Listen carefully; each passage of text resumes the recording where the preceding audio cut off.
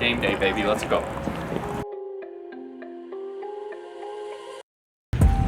Alright, so game day here. We got a couple games this weekend. We'll go get some food, stock up on some meat, get some groceries for the weekend, and we'll be ready to go here.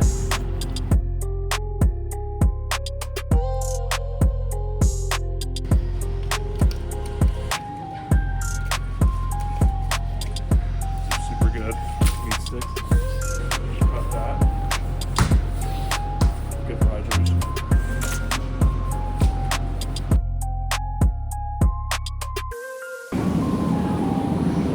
Big catch here, the big kahuna. 3-pack grass-fed meat. Ready to go.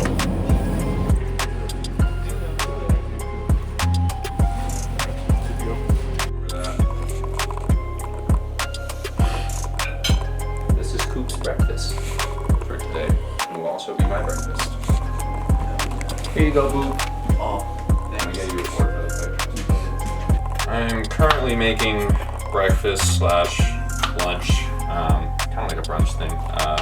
I'm cutting up potatoes, and then I'm gonna make sausage as well, and then I'm gonna cut both of them up and put them in an omelet, and have some potatoes on the side. But college hockey completely changed. I started eating better before games. Like I wouldn't just go to like Chick-fil-A or something and get food. Like I had to be like specific because there are certain foods that I definitely eat when I play better off of, rather than just like eating some random stuff and having an inconsistent game.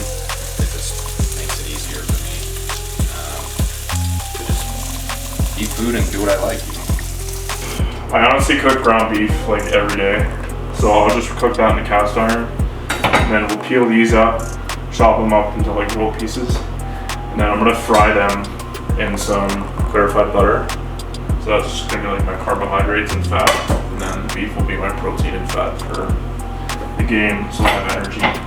I honestly like to keep game day and practice days and like non-hockey days very similar. I don't like to change a lot. I find if I get too in the zone and too serious about it, then I'm kind of a little bit on edge, and I don't like being that way.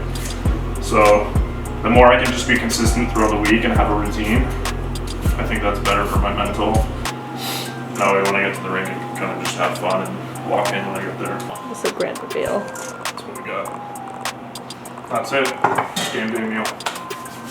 When do your superstitions start? Do they start at this point, or do they usually wait till you get to the rink and you're getting dressed? It usually, my superstitions start honestly the night before. Like I can't sleep in too much. I shower at a certain time. I get ready at a certain time. Most of my superstitions happen at the rink. That's when I have to do everything the exact same over and over and over again. And if I do anything different, then I just feel off. So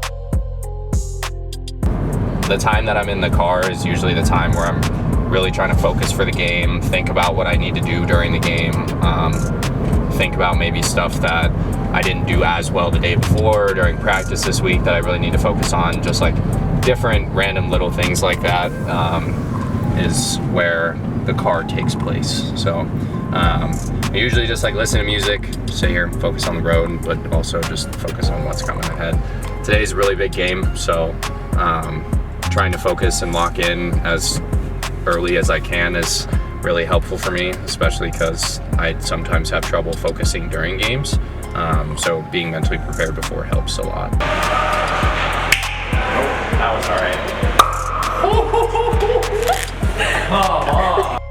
So are you usually like superstitious at all on your game days, or do you kind of just like play by ear? No, not really. I mean, I just seem like I like to be out and about on game day. I don't like to sit around too much, put it that way. I find I overthink if I'm just sitting in my bed or at my desk. I'll try to watch some like highlights of teams that I like watching, like the Avalanche or I don't know, like Team Finland highlights of World Juniors, just kind of get in the mode, get in the zone. And I'd say in the past like year or two, I've kind of learned to relax a little bit more before games. I just go about my day. I don't take it too seriously. Like I said, if I do, I get all tense and then I don't play the way I want to. So when I get to the rink, like I'd say maybe like an hour before we're on the ice, I'll really start to like lock in. But before that, like I'm chatting with the guys, taping my stick. Team Finland hockey tape tutorial. Let's just tape it. I don't have to commentary.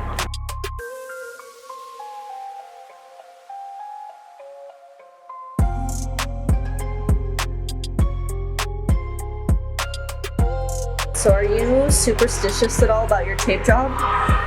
Yes, What? very much so. I have to get all the tape off, try to get the blade as clean as possible, because if I leave any little remnants of tape, it just sits on there and then it really starts to bug me. So that's the first thing that I spend most of my time doing. I gotta make sure the blade of my stick is as clean as possible. I always start at this point, this little line in the blade right there. I start just at there with my first piece of tape. I go forehand, backhand, all the way around. I always tape to the toe. I used to be a psychopath and not really tape my stick everything, but now it's like, when in juniors we were provided all of our equipment and stuff, so I just took the opportunity and taped it every time I got a chance. I always like to post up in front of other hockey going on if it's available. So like the youth game, if it's like a showcase, other teams that are here. I just like to watch, see how the other teams and whatnot are playing, see what youth hockey is like, because it's a lot different than it is when I was playing. Yeah, I just sit up here, I'll take little breaks in between, like watch the game if something exciting is happening, but I always have to tape my stick right as I get here. I like to keep my suit on while I'm doing it. I feel like it just looks classy and professional, whatever, it makes me feel good. And it's also, I just score and get more points when I do it. That's when I put on my warm-up clothes and stuff. I try to keep it as similar as possible so that I'm as calm as possible and can do whatever I need throughout the day. Alright, tape's done. After I tape it, I go from toe to heel, push it all down, make sure that none of it comes up. Because when you're putting wax, it can get kind of annoying and everything pops up. So I go through individually on each line, just push it down so it molds my stick a little bit more. My tape gets destroyed during games anyway, so it doesn't matter as much, but it definitely helps. Yeah, tape's done. Gotta go change, put on my warm-ups, and then get started with that.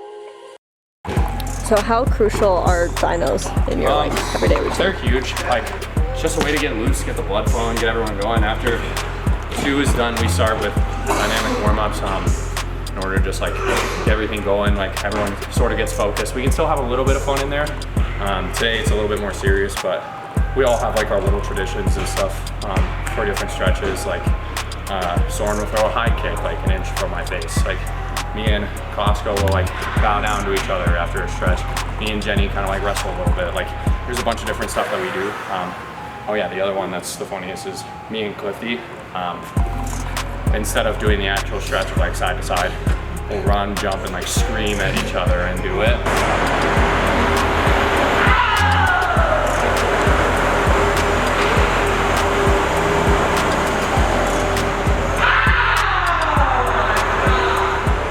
Kind of started with Braden Greenwood because my second year when I was named captain, him and I were at the start of the line, so we started doing it.